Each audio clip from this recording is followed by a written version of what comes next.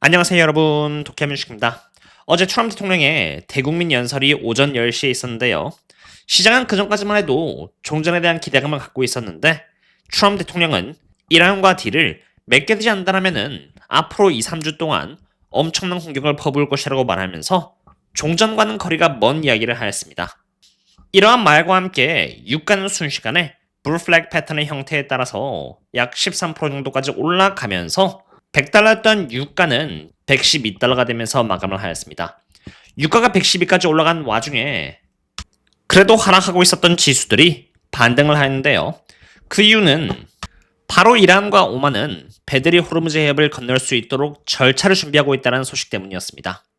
호르무즈 해협이 다시 곧 열릴 수 있다는 기대감과 함께 주가는 반등을 했는데 여기서 반드시 여러분들이 알아둬야 하는 부분은 결코 호르무즈 해협이 이란과 오만의 손에 넘어가는 것을 중동 국가들은 원하지 않을 것이라는 것입니다. 지금까지 호르무즈 해협에서 전혀 문제가 없이 항해 자유에 따라서 하루에 약 20밀리언 배럴 per day에 달하는 원유들은 운송이 되었고 이러한 흐름 속에서 가장 강한 힘을 갖고 있는 국가는 사우디였는데 이란과 오만이 호르무즈 해협을 건넌 데 있어서 절차를 마련한다는 것은 반대로 이란과 오만의 말을 따르지 않는다는 것은 제재가 가해진다는 것으로 이것은 전 세계가 사실 이란과 오만에게 저당 잡힌다는 것을 의미하기 때문입니다. 미국은 사우디와 그 외 중동 국가들의 눈치를 봐서라도 이런 일이 일어나지 않도록 끝까지 이란을 대상으로 공격을 감행할 것이며 그 과정에서 호르무즈 해협의 봉쇄는 저는 4월까지 이어질 가능성이 높다고 보고 있습니다. 참고로 이 자료는 제가 저희 멤버십분들께 매일 전달드리는 데이터로 호르무즈 해협은 4월 2일 기준으로도 약 3대 정도만 지나간 것으로 확인이 되는데요. 진짜 지수가 반등을 하려면은 결국 호르무즈 해협의 봉쇄가 풀려야 하는 만큼 이 데이터를 꾸준히 보신다면은 반등이 진짜인지 아닌지를 확률적으로 알 수가 있고요. 그런 만큼 제가 전달드리고 있다고 보시면 됩니다. 참고로 이 데이터는 다른 곳에서는 얻을 수 없는 데이터로 제가 매년 4,500만 원 이상의 비용을 지불하고 있기 때문에 그런 것이만큼 도움이 되셨다면 구독과 좋아요 해주시면 정말 큰 힘이 되겠습니다.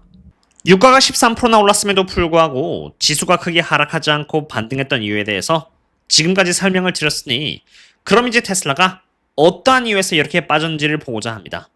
보시다시피 방금 말씀드린 이유로 지수는 반등을 했지만 테슬라가 이렇게 유일하게 5.4%나 하락을 했는데요. 불안정한 매크로 정세도 있지만 가장 큰 이유는 바로 테슬라에서의 출고량 미스 때문이었습니다.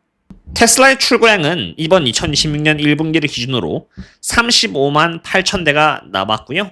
그런데 이 와중에 컨센서스는 37만 1천 대로 약 3.5%를 미스했고요. 생산량은 40만 8천 대였는데 컨센은 39만 3천 대로 3.82% 정도 빗했고 에너지의 경우는 8.8기가와트 per hour가 나왔는데 컨센은 13.7기가와트 per hour로 약 35%나 미스하는 실망스러운 결과가 나온 것입니다. 물론 2025년 3분기 EV 크레딧이 종료된다는 이야기로 인해서 25년 4분기와 26년 1분기의 수요가 25년 3분기 쪽으로 몰리게 되었기 때문에 이번에도 여전히 우려를 했지만 그래도 중국에서의 테슬라 3월 출고량은 지난해 3월 대비해서 8.68% 상승했고 3월달 프랑스에서의 출고량은 203% 성장했고 노르웨이에서는 178%가 올랐으며 덴마크에서는 143% 그리고 스웨덴에서는 96%나 성장할 만큼 이번 출고량 실적에서 기대감이 있었던 것은 사실이기에 아쉬움이 있었습니다. 하지만 무엇보다도 애널리스트들 대부분을 놀래킨 것은 바로 에너지 쪽이었습니다. 에너지 스토리지는 지금까지 전기차 부분에서 부족했던 퍼포먼스를 보완해주는 역할을 했기에 믿음직스러웠는데 그랬던 에너지 쪽에서 8.8기가와트 per hour를 기록하면서 컨센 대비 35%를 미스하는 모습을 보였고 실제로 24년 2, 3분기에 준하는 실적을 보여준 것입니다. CFRA 애널리스트 가렛 넬슨은 가장 크게 실망한 부분이 에너지라고 하였고요. 윌리엄 블레어의 제드 돌샤이머 또한 출고량 미스는 크게 놀랍진 않은데 테슬라의 메가팩 배터리 솔루션 등에 있어서는 수요 환경에 변화가 없었는데 어떠한 이유에서 이러한 결과가 나온지 혼란스럽다고 코멘트를 남겼으며 트루리스트 애널리스트 또한 같은 의견을 말하면서 에너지 쪽의 부진함을 반영하기 위해서 27년의 어닝 퍼 쉐어를 3.04달러에서 2.89달러로 줄이면서 테슬라의 목표 주가를 438달러에서 400달러로 하향 조정시켰습니다. 그리고 그에 따라 테슬라의 평균 목표 주가는 419달러에서 다시 415.95달러로 떨어졌습니다.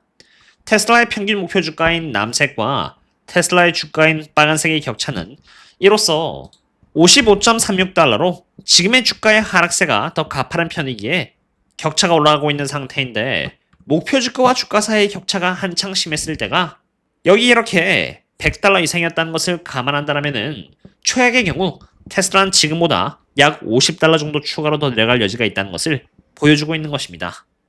여기서 제가 적어도 대응을 함에 있어서 지켜보고자 하는 것은 애널리스트들의 평균 목표 주가가 더 이상 하락하지 않고 멈추는 단계이고요.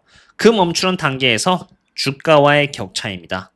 만약 애널리스트들의 평균 목표 주가와 주가 사이의 격차가 이렇게 55달러가 아니라 이와 같이 100달러 이상까지 벌어질 정도로 주가가 과하게 하락했다면 그때가 바로 테슬라의 비중을 안전마진과 함께 늘릴 때이고요. 바로 그 순간이 온다면 제가 멤버십분들께 하나의 근거 자료로 또 말씀드리도록 하겠습니다. 그럼 이번에는 테슬라의 수급 현황 또한 보겠습니다.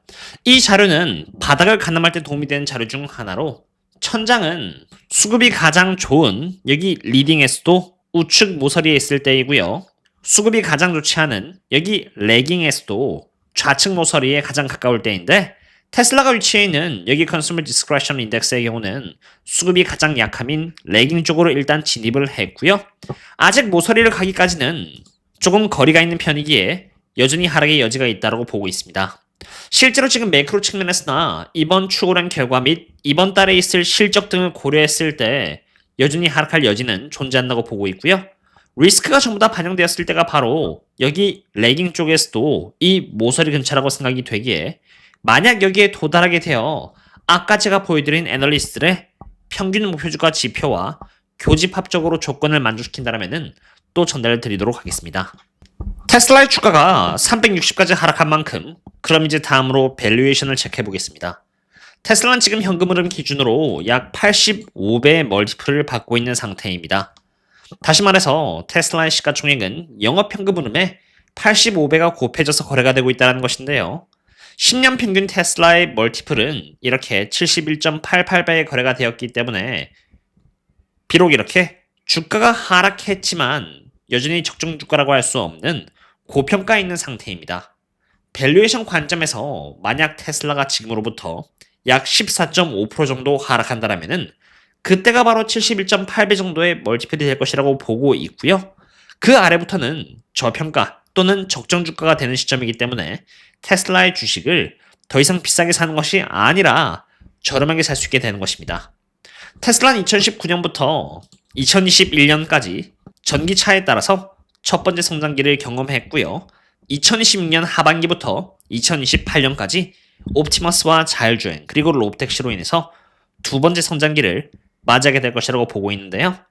단기적으로는 호르무즈 해협의 매크로적인 리스크와 추구량 등의 실적으로 인해서 하락할 수는 있겠지만 눈앞에 두 번째 성장기를 앞두고 있는 만큼 저는 아까 제가 처음부터 보여드린 애널리스트들의 평균 목표 주가, 그리고 두 번째로 보여드린 수급 현황 자료, 그리고 세 번째로 보여드리고 있는 이 밸류에이션 지표와 네 번째로 또 따로 제가 멤버십분들께 공유드리고 있는 지표들이 있는데, 이러한 지표들이 교집합적으로 매수하기에 안전하다 혹은 저렴하다는 것을 알려줬을 때 그때 비로소 열심히 대응해 나갈 계획입니다. 실제로 그런 날이 올지 말지는 물론 두고 봐야 알겠지만 호르무즈 해협의 봉쇄가 4월까지도 충분히 이어질 것이라고 판단이 되기에 가능성이 없다고 할 수는 없을 것 같고요. 매크로적으로 결코 무시할 수 없는 상황은 또 아니기 때문에 아무쪼록 잘 준비해서 대응할 계획을 갖고 있습니다. 호르무즈 해협에 봉쇄 리스크가 계속되고 있는 상태에서 테슬라의 출고량 실적이 잘 나오지 않게 되면서 주가는 360까지 떨어지게 되었는데요. 테슬라는 옵티머스와 자율주행 그리고 로보택시를 이용해서 두 번째 성장을 준비하고 있고, 또 실제로 이번 2026년 1분기 출고량 실적에 있어서 여기 자동차 생산량이 컨센을 뛰어넘었을 뿐더러 출고량보다 더 높은 수치가 나왔다는 것을 미루어 봤을 때 테슬라는 로보택시 사업의 확장을 준비하고 있다는 생각 또한 듭니다. 여기서 중요한 것은 바로 어떠한 기준으로 테슬라의 주식을 저렴하게 늘려나가는 등 대응 방법이라고 생각이 되었기 때문에 대응 관점에서 중점적으로 알아봤는데요. 매일 이러한 펀더멘탈 지표들이 어떻게 변화하는지를 관찰했을 때 그때 비로소 투자에서 수익을 낼 확률은 높아지게 된다고 봅니다. 제 분석이 도움이 되셨다면 구독과 좋아요 부탁드리고요. 저는 이러한 종류의 분석을 부동산까지 포함해서 일주일에 14회씩 저희 멤버십 분들께 매일 전달드리고 있고 하루에 400원이라는 매우 저렴한 금액에 전달을 드리고 있습니다. 더 깊은 분석을 원하신다면 고정 댓글을 참고하시면 좋을 것 같고요. 오늘은 이 정도로 마치도록 하겠습니다. 그러면 다음에 또 만나요. See you later.